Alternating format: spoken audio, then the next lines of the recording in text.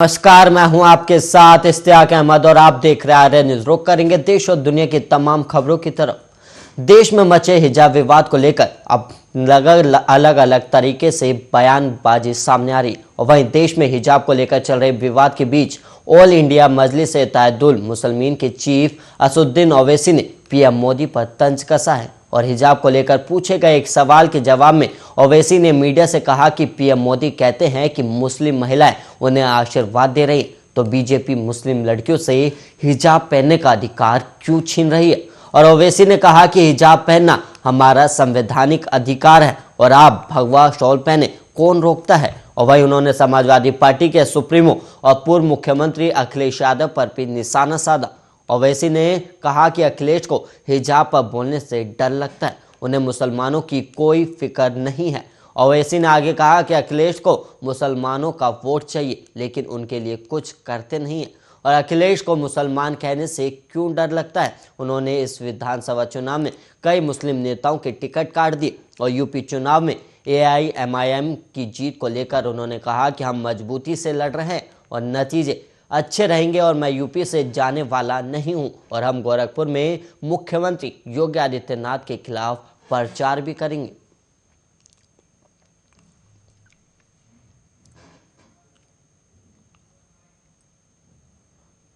वहीं बढ़ेंगे अगली खबर की ओर, जहां पर पंजाब के पूर्व मुख्यमंत्री कैप्टन अमरिंदर सिंह ने पंजाब चुनाव मीडिया से बात करते हुए कहा कि वो कांग्रेस को हराने के लिए चुनाव नहीं लड़ रहे। उन्होंने कहा कि मैं पंजाब कांग्रेस में पिछले 50 साल से काम कर रहा था, अब उनको मेरी ज़रूरत नहीं रही तो मुझे अपना कोई ना कोई रास्ता तो ढूंढना ही पड़ेगा। इसलिए मैंने अपनी नई पार्टी पंजाब लोक कांग्रेस बना ली और बीजेपी के साथ गठजोड़ कर लिया।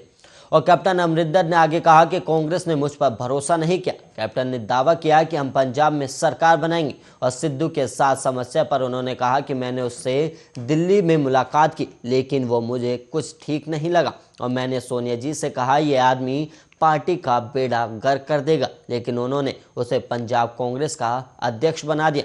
और कैप्टन अमरिंदर ने आगे कहा कि कांग्रेस ने मुझ पर भरोसा नहीं किया और वहीं कैप्टन का दावा है कि हम पंजाब में सरकार बनाएंगे।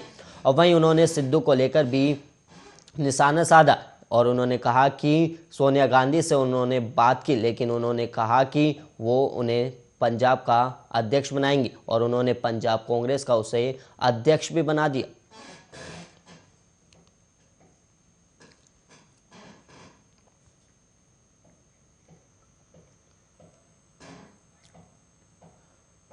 बहुजन समाज पार्टी के राष्ट्रीय महासचिव सतीश चंद्र मिश्रा ने इटावा के नुमाइश पंडाल में बसपा प्रत्याशियों के समर्थन में जनसभा की और उन्होंने बीजेपी सरकार पर निशाना साधते हुए कहा कि भारतीय जनता पार्टी धोखे की पार्टी है और बीजेपी के नेता झूठ बोलकर धोखा देने का काम करते हैं। और उन्होंने आगे कहा कि सपा और भाजपा एक ही सिक्के के दो पहलू हैं और सपा और बीजेपी सरकार में लूट डकैती गुंडागर्दी शुरू हो जाती है। और उन्होंने आगे कहा कि सपा सरकार में 134 दंगे हुए और दंगों के दौरान सपा मुख्यमंत्री सफाई में नाच गाना देख रहे थे। और वहीं सतीश ने यह भी कहा कि बीजेपी भी सपा की नकल करती है और बीजेपी ने झूठ बोलकर जनता का वोट लिया और जिनके नाम पर वोट लिया सरकार बनने के बाद उनको किनारे लगा दिया। और उन्होंने यहां तक कह दिया कि बीजेपी के पिछले 5 साल के शासनकाल में 500 से ज़्यादा ब्राह्मण समाज के लोगों की हत्या हुई है। और उन्होंने आगे कहा कि अपने 2-3 उद्योगपतियों को फायदा पहुंचाने के लिए किसान बिल लाए हैं जिससे पूरे देश के किसानों की जमीन इनके हाथ में चली जाए और किसान सड़क पर आ जाएं। और वहीं किसान आंदोलन में करीब 700 से ज़्यादा किसानों की जान चली गई लेकिन सरकार ने किसानों से सहानुभूति तक नहीं दिखाई है।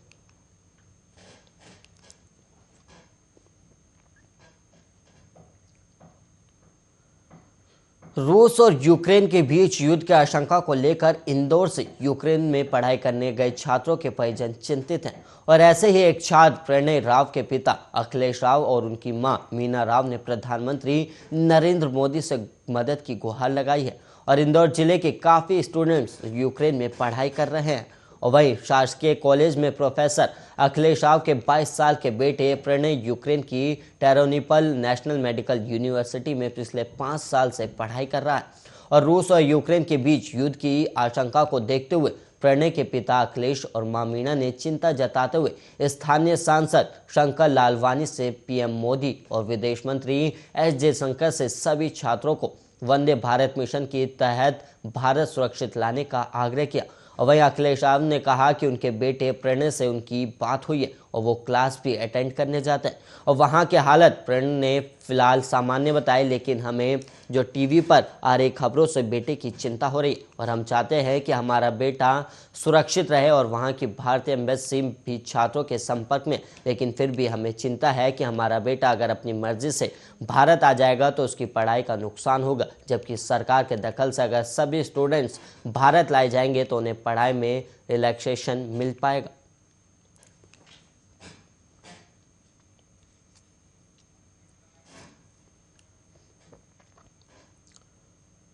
दिल्ली विश्वविद्यालय में आज से ऑफलाइन माध्यम से शिक्षण कार्य शुरू किया जा रहा है और साथ ही शहर के बाहर रहने वाले कुछ छात्रों, खासकर अंतिम साल के छात्रों ने मांग की है कि कक्षाएं हाइब्रिड मोड यानी कि ऑनलाइन और ऑफलाइन दोनों तरीके से चलाई जाएं।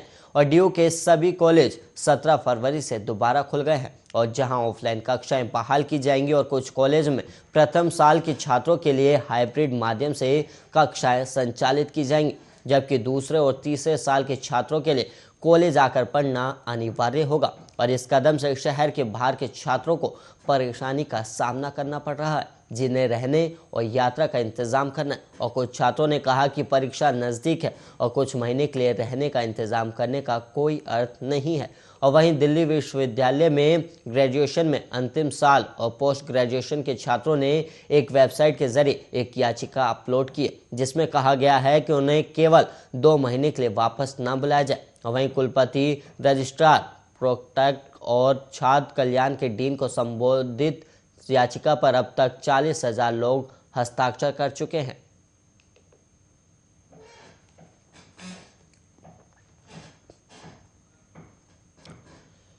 वहीं भारत और वेस्टइंडीज के बीच बुधवार को खेले गए पहले टी20 मुकाबले में एक मजेदार वाकया हुआ और वहीं वेस्टइंडीज की पारी के 8वें ओवर में विराट कोहली और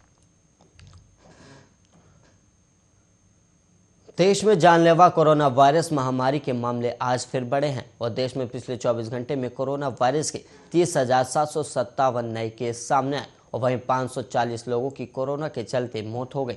और वहीं कल 30,615 मामले दर्ज किए गए थे, यानी कल की तुलना में आज मामले बढ़े हैं।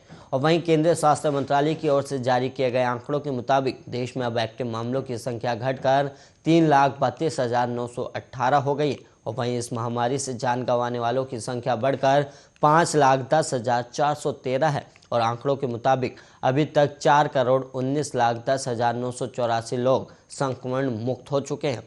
राष्ट्रव्यापी टीकाकरण मुहिम के तहत अभी तक वैक्सीन की 174,24,36,288 डोज दी जा चुकी है।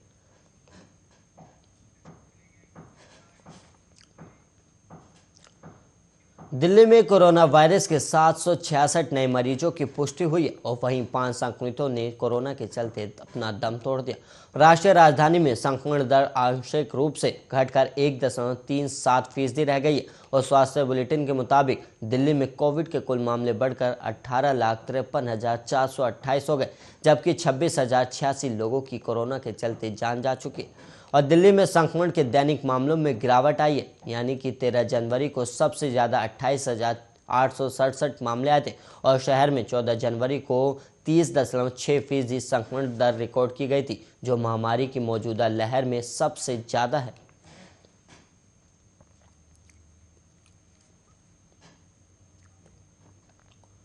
हाल ही में उड़ीसा में एक शख्स को देश भर में 14 शादियां करने और महिलाओं को धोखा देने के आरोप में गिरफ्तार किया गया था।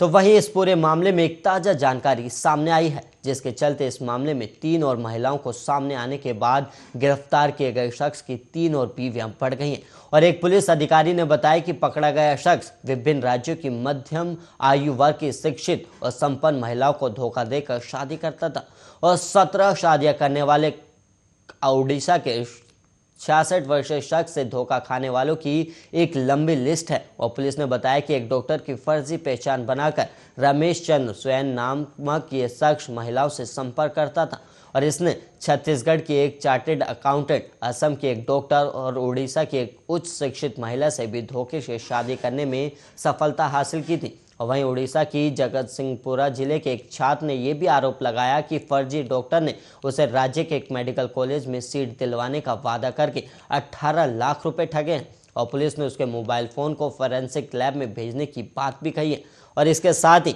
उसके वित्तीय लेन देन की जांच की जाएगी और अरेस्ट किए गए आरोपी के पास से 3 पैन कार्ड और 11 एटीएम कार्ड पाए जाने के बाद से भारतीय रिजर्व बैंक से भी मदद मांगी गई और पुलिस के अनुसार आरोपी ने शादी के बाद अपनी पत्नियों से लाखों रुपए ठगे हैं।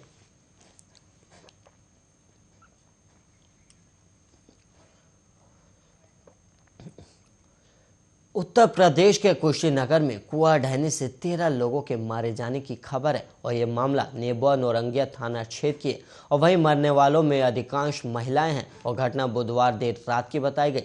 और वहीं यूपी के मुख्यमंत्री योगी आदित्यनाथ ने घटना पर दुख जताते हुए घायलों के इलाज की व्यवस्था करने के निर्देश दिए और यह घटना उस समय हुई जब शादी की एक रस्म के दौरान महिलाएं और बच्चियां एक कुएं के किनारे खड़ी थी और अचानक कुएं पर लगी लोहे की जाली टूट गई और महिलाएं उसमें गिर गई और घटना की सूचना मिलने के बाद मौके पर पहुंची पुलिस और प्रशासन की टीम ने 11 लोगों के शव को कुएं से बाहर निकाला और वहीं प्रशासन ने मृतकों के परिजनों को 4 लाख रुपए मुआवजे देने की घोषणा की है और वहीं पुलिस ने मृतकों की संख्या बढ़ने की भी आशंका जताई और वहीं मोर्चरी में अभी तक 11 शव पहुंचे और वहीं मुख्यमंत्री योगी आदित्यनाथ ने इस घटना पर दुख जताया और उन्होंने अधिकारियों को घायलों के इलाज की समुचित व्यवस्था करने के भी निर्देश दिए हैं।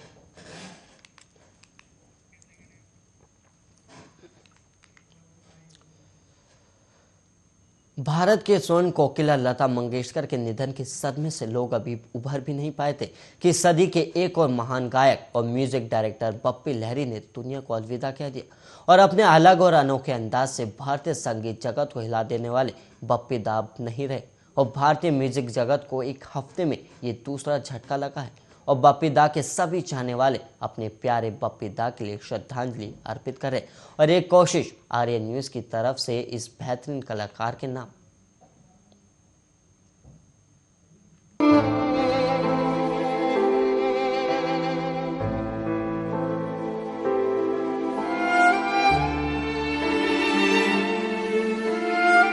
बिछड़ा कुछ इस अदा से कि रुत ही बदल गई, एक शख्स सारे जहां को वीरान कर गया। आज कुछ ऐसा ही महसूस हो रहा है। अलग अंदाज, बेहतरीन गाने और दिलखुश अंदाज के बादशाह बप्पी लहरी अब नहीं रहे। फिल्मी जगत में एक खूबसूरत सफर तय करने के बाद सिनेमा जगत को डिस्को डांसर पर नचाने वाला कलाकार अपने फैंस और परिवार को रोता हुआ छोड़ गया।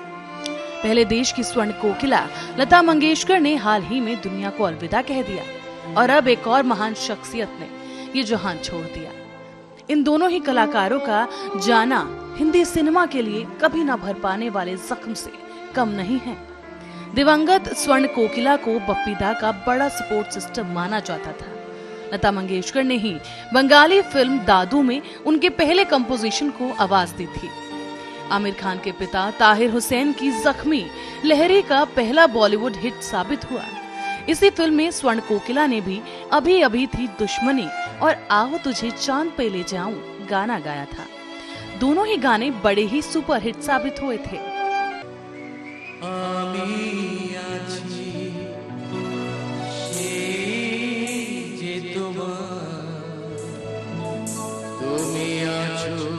बप्पी लहरी ने मुंबई के क्रिटिक केयर अस्पताल जुहू में आखिरी सांस ली थी। दरअसल 69 साल के बप्पी लहरी का इस अस्पताल में ट्रीटमेंट चल रहा था। बप्पी लहरी के निधन की वजह ऑब्स्ट्रक्टिव स्लीप एपेनिया बताई जा रही है। रिपोर्ट्स की माने तो पिछले काफी वक्त से उनके फेफड़ों में दिक्कत हो रही थी। उनके गले में भी इन्फेक्शन था। उन्हें अस्पताल भी ले जाया गया था। हालांकि ठीक होने के बाद बप्पी दा वापस घर लौट आए, मगर मंगलवार को उनकी तबीयत फिर बिगड़ गई, जिसके बाद डॉक्टर्स ने उन्हें अस्पताल में भर्ती करने के लिए कहा, जहां सुबह 3 बजे डॉक्टर ने उन्हें मृत घोषित कर दिया। बप्पी दा के दिसंबर और जनवरी में भी हालत काफी गंभीर हो गई थी। हालांकि बीच में उनकी तबीयत में सुधार के संकेत आए थे, लेकिन नियति कुछ और ही थी। उनके फैंस से बप्पी दा को छीन लिया। पर दुनिया को अलविदा कहने से पहले बप्पी दा ने दुनिया को बहुत कुछ दिया भी। अपनी कला और गानों के जरिए उन्होंने फैंस के दिल में एक खास जगह बनाई थी। आ रहा है तेरा प्यार,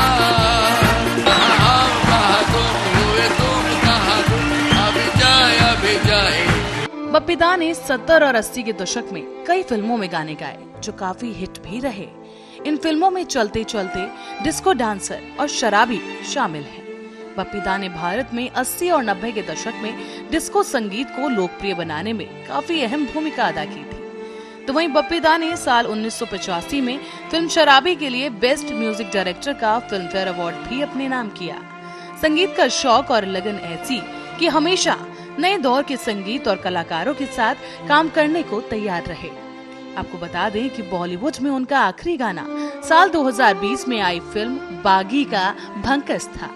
तो वहीं सिर्फ गाने ही नहीं, बप्पी लहरी को खाना खाना और सोने के गहनों का भी बहुत शौक था।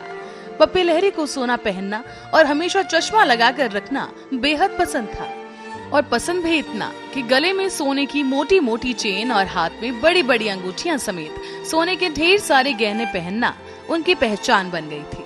बप्पी लहरी को बॉलीवुड का पहला रॉक स्टार सिंगर भी कहा जाता था। साथ ही आपको बता दें कि बप्पी लहरी को संगीत की शुरुआती शिक्षा घर में ही मिली थी। अपने पिता के निर्देशन में उन्होंने 3 साल की आयु में ही तबला बजाना शुरू किया था। उन्होंने बॉलीवुड को रॉक और डिस्को से रूबरू कराकर देश को अपनी धुनों पर थिरकने को मजबूर कर दिया था। उन्होंने 80 के दशक में बॉलीवुड को कई यादगार गानों की सौगात दी थी। वो 17 साल की उम्र से ही संगीतकार बनना चाहते थे। एस.डी. बर्मन उनकी प्रेरणा रहे थे और वो बर्मन के गाने सुनकर ही रियाज किया करते थे। 80 के दशक में बप्पी ने बॉलीवुड को डिस्को डांस से इंट्रोड्यूस करवाया था। ताहिर हुसैन की हिंदी फिल्म जख्मी से ही उन्होंने अपने नाम को पहचान दी। इस फिल्म में उन्होंने पार्श्व गायक और म्यूजिक कंपोजर के रूप में दोगुनी प्रसिद्धि पाई थी। बप्पी लहरी को 1970 और 80 के दशक के उत्तरार्ध की कई फिल्मों जैसे कि चलते चलते, डिस्को डांसर और शराबी में लोकप्रिय गाने देने के लिए जाना जाता है। पर वो कहते हैं ना कि कलाकार कभी मरते नहीं, वो हमेशा अपनी कला के जरिए लोगों के बीच जिंदा रहते हैं और उनके चाहने वालों का प्यार उन्हें अमर कर देता है। Special report, Arya news.